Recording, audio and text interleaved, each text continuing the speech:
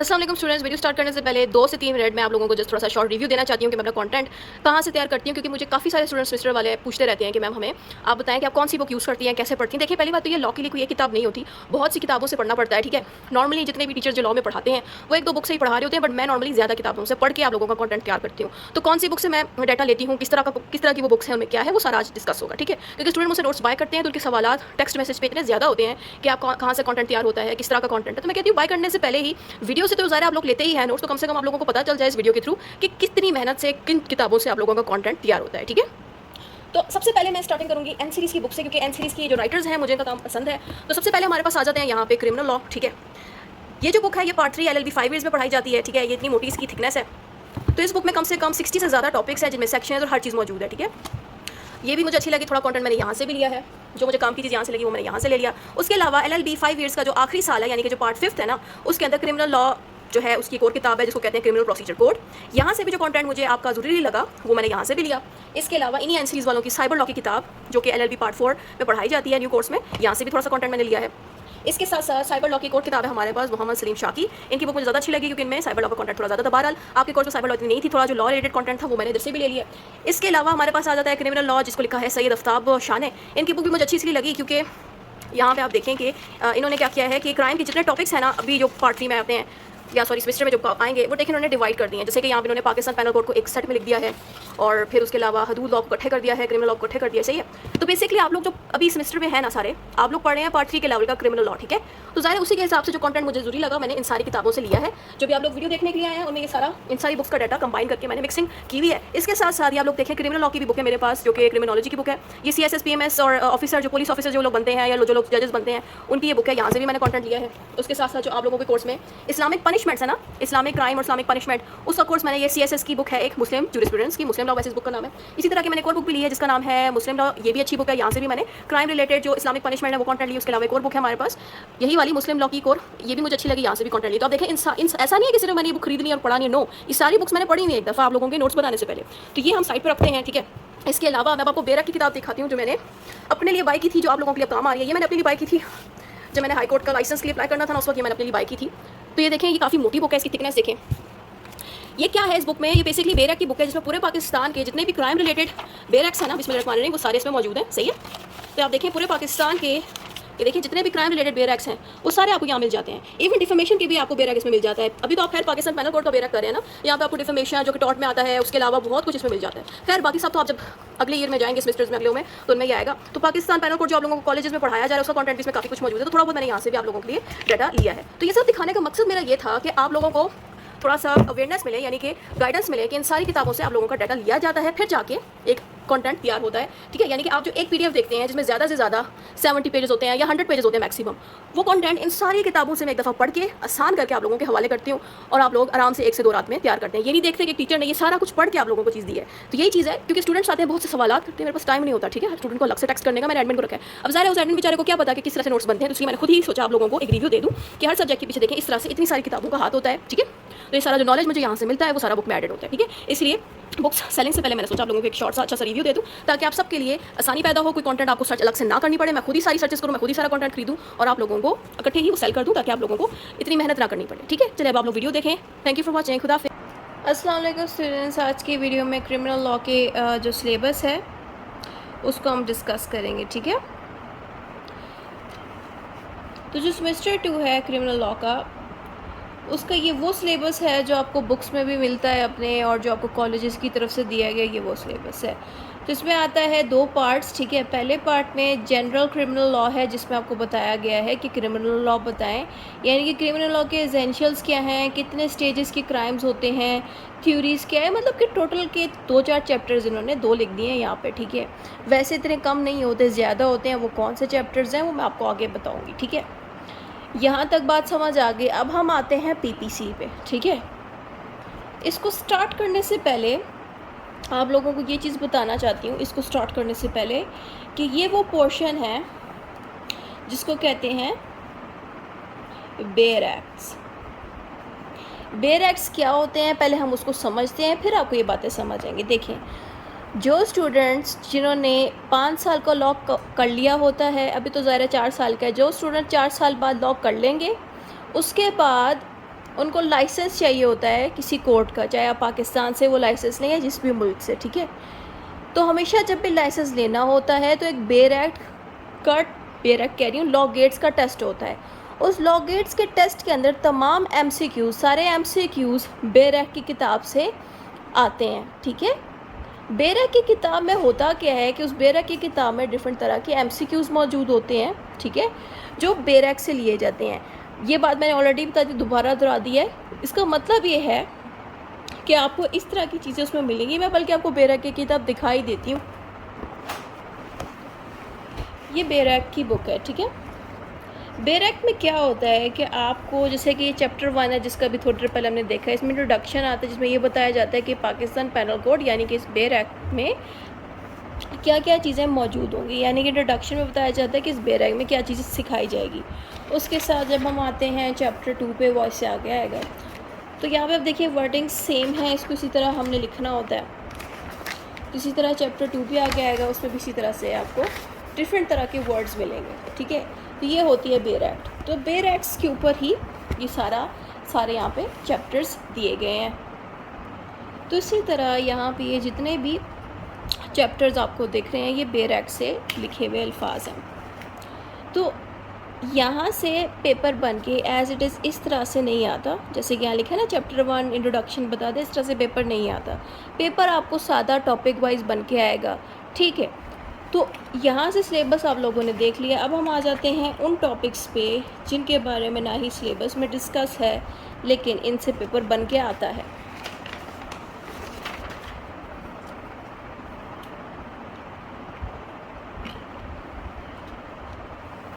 अब यहाँ पे हमारे पास मैंने क्या किया हुआ है कि मैंने क्रिमिनल लॉ का एक सेट बनाया है, एक मैंने सेट बना दिया पाकिस्तान पैनल कोड का। तो क्रिमिनल लॉ में आप लोगों को डिफरेंट तरह के टॉपिक्स आएंगे पेपर में। जैसे कि आपको सवाल आ सकता है कि बताएं क्राइम क्या है और क्राइम के डिफरेंट एसेंशियल्स बताएं, जो कि हमने स्टार्ट पे भी देख लिया था। फिर उसके बाद क्राइम का डिफरेंस टॉर्ट के साथ बता दें।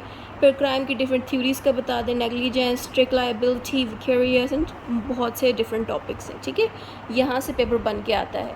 ये मेन टॉपिक्स है जहाँ से अक्सर पेपर के सवाल इसमें से आए हुए हैं। ये मैं पुराने पेपर्स का कह रही हूँ जिसमें 5 इयर्स LLB था ना, उसके अंदर ये सारे सवाल आए हुए थे और आप लोगों को भी आ सकते हैं। दूसरी चीज़ आप लोगों को यहाँ पे दिख रहा है same in sociology, same in torts. आप लोगों के जो दूसरे सब्जेक्ट्स हैं जैसे कि सोशियोलॉजी, इसमें ऐसा क्या है कि आपका जो सोशियोलॉजी का सब्जेक्ट है वो तो ऑफ कोर्स सोसाइटी से रिलेटेड है, लेकिन आपके सोशियोलॉजी में थोड़ा बहुत क्राइम भी एडेड है सोशियोलॉजी में। इसीलिए यहाँ पे बहुत से टॉपिक्स ऐसे हैं जो मैंने सेम टू सेम सोशियोलॉजी में भी डाले हैं। यानी कि मैंने जो नोट्स क्रिमिनल लॉ के स्टूडेंट्स को सेल किए हैं उनमें वही टॉपिक्स मैंने डाले हुए क्राइम के जो यहाँ पे लिखे, जो सोशियोलॉजी में भी सेम यूज़ किए। यानी कि चाहे आप सोशियोलॉजी से क्राइम के वही टॉपिक्स पढ़ लो, चाहे आप क्रिमिनल लॉ की मेरे नोट से वो टॉपिक्स पढ़ लो, दोनों में सेम है और दोनों में आप सेम लिख सकते हो। मिसाल के तौर पे सोशियोलॉजी से आपको आ गया सवाल define crime and it's essentials. जो आपने क्रिमिनल लॉ में क्राइम्स एंड इट्स एसेंशियल्स तैयार किया होगा वही उठा के आपने सोशियोलॉजी के अंदर लिख देना है। सोशियोलॉजी के पेपर में अगर क्राइम के एसेंशियल्स के ऊपर सोशियोलॉजी में आ गया तो सेम क्रिमिनल लॉ वाला डाल दें। अब हम आते हैं टॉर्ट्स पे। टॉर्ट्स में आपको स्ट्रिक्ट लायबिलिटी, विकेरियस लायबिलिटी और इस तरह की चीज़ें आ जाती हैं, ठीक है। जैसे कि नेग्लिजेंस भी आता है टॉर्ट में। तो जो नेग्लिजेंस आपने क्रिमिनल लॉ में पढ़ा है वही सेम टू सेम उठा के आप डाल सकते हैं टॉर्ट में भी। अब स्टूडेंट्स का एक और सवाल भी होता है कि मैम जब हम जो टॉर्ट है इसके बारे में आप लोगों को पता है कि इसमें ज़्यादातर सिविल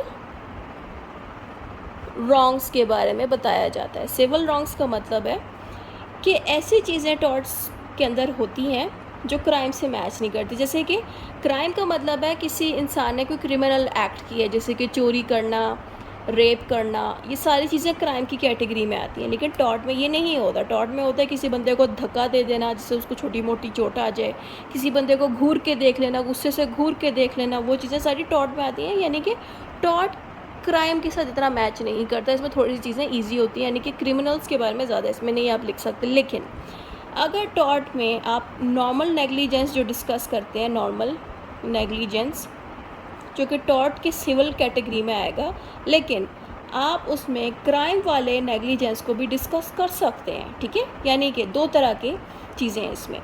टॉर्ट में बताया गया है कि अब नेग्लिजेंस होता क्या, पहले हम वो समझते हैं। नेग्लिजेंस का मतलब है एक बंदा लापरवाही करता है, उसके लापरवाही करने से किसी और का नुकसान हो जाए। जैसे कि ये एक पर्सन है, इसने एक और बंदे को ड्यूटी दी है, इस दूसरे बंदे को ड्यूटी दी है कि मेरी गाड़ी की हिफाजत करना, यहाँ बहुत चोर है।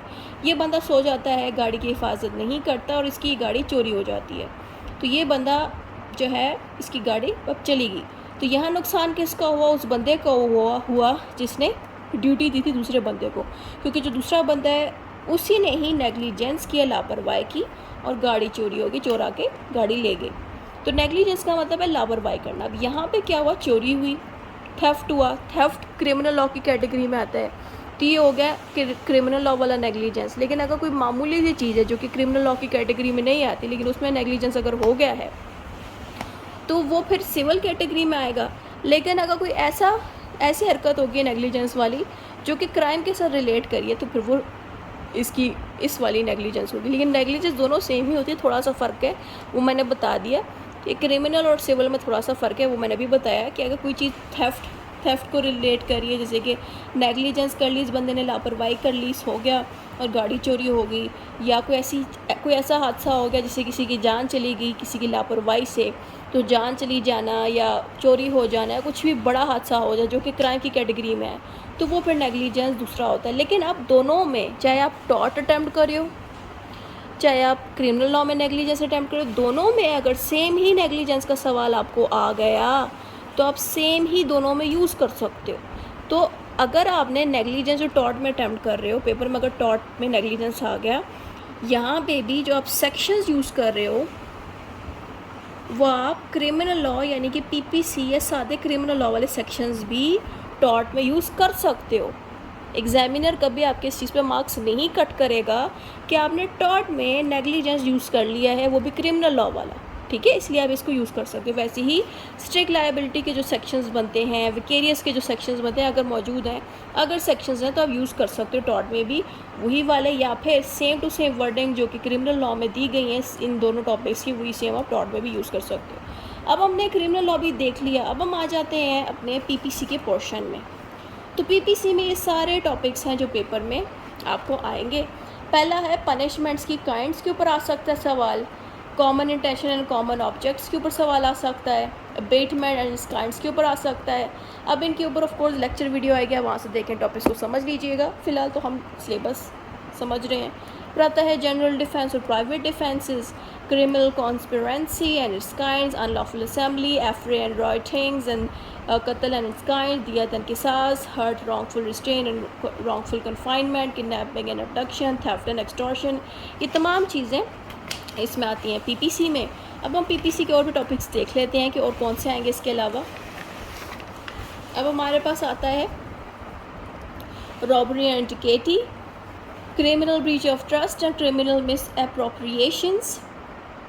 फिर आता है काइंड्स ऑफ ट्रेसपैसिंग, कि जो ट्रेसपैसिंग है उसकी काइंड्स के ऊपर आता है। अब यहाँ पे भी देखिए मैंने टॉर्ट्स का जिक्र किया है, ठीक है।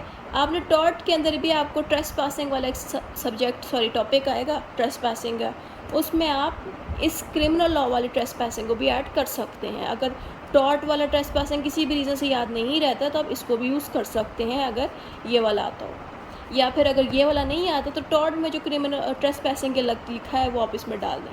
फिर चीटिंग का चैप्टर भी इसमें आपको सिखाया जाएगा। एजल्ट आपको टॉर्ट में आएगा, डिफेमेशन टॉर्ट में भी आएगा और इसमें भी आएगा, ठीक है। अच्छा, स्टूडेंट कहते हैं कि मैम डिफेमेशन जो टॉर्ट में है, टॉर्ट में जो डिफेमेशन आता है ना, उसकी सज़ा जो एक पर्सन पे लगती है, यानी कि एक पर्सन है ना जिसने किसी की डिफेमेशन की, डिफेमेशन होता है कि पहले वो समझ, डिफेमेशन का मतलब है किसी की इज़्ज़त को ख़राब करना, किसी की रेपुटेशन को ख़राब करना। तो जिस बंदे की आपने इज़्ज़त ख़राब की है उसको या तो आप पैसे दे दो, ये चीज़ टॉर्ट में होती है, ठीक है। लेकिन अगर किसी बंदे की आपने रेपुटेशन ख़राब की है जिससे उसको बहुत ज़्यादा नुकसान हो गया, या फिर उस बंदे ने अपनी जान ले ली है, तो वो फिर पैसे से बात नहीं बनती, वहाँ पे फिर जेल हो सकती है उस बंदे को जिसने इज़्ज़त ख़राब की, या फिर उसको सीधा फांसी हो सकती है। तो ये सारी कैटेगरी आती है क्रिमिनल लॉ के डिफेमेशन में, ठीक है। अब स्टूडेंट्स कहते हैं कि मैम जब ये क्रिमिनल लॉ की डिफेमेशन में आ रहा है तो हम इसको टॉर्ट में क्यों लिखें, ज़ाहिर है। अब देखें, जो क्रिमिनल लॉ है ना उसमें सेक्शंस होते हैं, ठीक है। डिफरेंट सेक्शंस होते हैं। डिफॉर्मेशन का अपना एक सेक्शन है, ठीक है। पीपीसी का एक सेक्शन है, मैं आपको दिखा भी देती हूँ बेरैप से।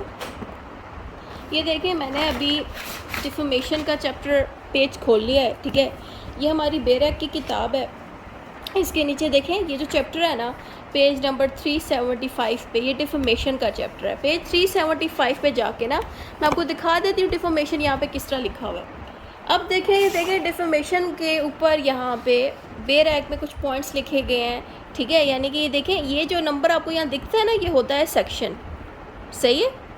तो डिफॉर्मेशन के इस चैप्टर के सेक्शन 499 में डिफॉर्मेशन के बारे में फ़लाँ बातें लिखी हैं। आप पेपर में भी इसी तरह लिखते हैं कि चैप्टर फ़लाँ में सेक्शन 499 पीपीसी के अंदर डिफॉर्मेशन के बारे में ये बात लिखी गई है, सही है। लेकिन अगर हम टॉट की बात करें, टॉट में जो सेक्शंस डाले जाते हैं वो डाले जाते हैं सिविल लॉ के अंदर से। यानी कि जो सिविल लॉ की जो बेरैप की किताब है वहाँ पे जो डिफॉर्मेशन लिखा है उसका पोर्शन वहाँ से डाला जाता है। लेकिन फॉर एनी रीज़न अगर आपसे सिविल लॉ का वो सेक्शन याद नहीं होता, फॉर एनी रीज़न नहीं याद होता, तो वहाँ आप टॉट के अंदर भी डिफॉर्मेशन का ये सेक्शन भी यूज़ कर सकते हैं। मार्क्स आपके बिल्कुल नहीं कटेंगे, उल्टा एग्जामिनर पे भी आपका बड़ा पॉजिटिव इम्प्रेशन जाएगा कि आपको तो टॉट के अंदर क्रिमिनल लॉ वाले सेक्शंस भी आते हैं, सही है। तो ये ना सोचिएगा कि डिफॉर्मेशन जो है टॉट में सिविल वाला लगता है तो क्रिमिनल लॉ में डिफॉर्मेशन थोड़ा डिफरेंट है, ऐसा कुछ नहीं है। डिफॉर्मेशन तो एक ही होता है, ठीक है। लेकिन ज़ाहिर है टॉट में सिविल की कैटेगरी, क्रिमिनल लॉ में क्रिमिनल की कैटेगरी है। लेकिन अगर फॉर एनी रीज़न टॉट में भी अगर आप same to same criminal law वाला भी डिफॉर्मेशन डाल देते हो, जिसमें क्रिमिनल लॉ वाले सेक्शंस भी अगर टॉट में चले जाते हैं, कोई आपका नुकसान नहीं होगा। सेम यहाँ से उठा के लिख दें, अच्छे नंबरों से पास हो जाएंगे। फिर आता है क्रिमिनल इंटीमिडेशंस, फिर उसके बाद आ जाते हैं हदूद लॉज, ये आ जाते हैं इस्लामिक लॉज, ठीक है। यानी कि इस्लाम के अंदर कौन से क्राइम्स के ऊपर पनिशमेंट्स है। जैसे कि सबसे पहले आता है हदन ताज़ीर। ये मैंने सेमेस्टर 1 जो था ना आप लोगों का, सेमेस्टर 1 का लीगल सिस्टम का सब्जेक्ट, उसमें मैंने पंजाब यूनिवर्सिटी के स्टूडेंट्स को लीगल सिस्टम के अंदर एक सब्जेक्ट कराया था, लीगल सिस्टम, जिसके अंदर एक टॉपिक आया था इस्लामिक लीगल सिस्टम, राइट। अगर आप में से जो मेरा कोई पुराना स्टूडेंट है जो मेरी वीडियोस देखता रहा है, उसको याद होगा कि सेमेस्टर 1 लीगल सिस्टम के अंदर इस्लामिक लीगल सिस्टम का जो चैप्टर था उसमें मैंने हदन ताज़ीर आप लोगों को सिखाया था। वही सेम आपको इस ईयर भी आएगा। थेफ्ट लायबल टू हद का मतलब है कि जो चोरी लोग करते हैं ना, उनके बारे में कुरान में और हजूर पाक सल्लल्लाहु अलैहि वसल्लम ने क्या बातें लिखी हैं उसके बारे में आपने बताना है। फिर हराबा है, ड्रिंकिंग है, कज़ाफ़ है, ज़िना है, इनके ऊपर भी सवाल आ सकते हैं पेपर में, ठीक है। ज़्यादा जो पेपर में आने वाले सवाल हैं वो है हद, थेफ्ट, इनमें से ज़्यादा पूछा जाता है। बाकी मैंने वैसे एहतियातन बता दी, यहाँ से भी आ सकता है, वैसे ये 2 मेन है। बहरहाल अब आपने जान लिया कि जितने भी मैंने अभी चैप्टर आप लोगों के सामने डिस्कस किए हैं, इनसे जो है पेपर बन के आता है, ठीक है। तो आज की वीडियो अल्लाह करे आप लोगों को अच्छे से समझ आई हो। कोई चीज़ समझ नहीं आई तो आप मुझे नीचे कमेंट सेक्शन पे डिफरेंट क्वेश्चंस कर सकते हैं कि मैम हमें क्या चीज़ समझ नहीं आई, तो मैं आपको कमेंट्स के अंदर ही जवाब दे दिया करूँगी, ठीक है। खुदा हाफिज़।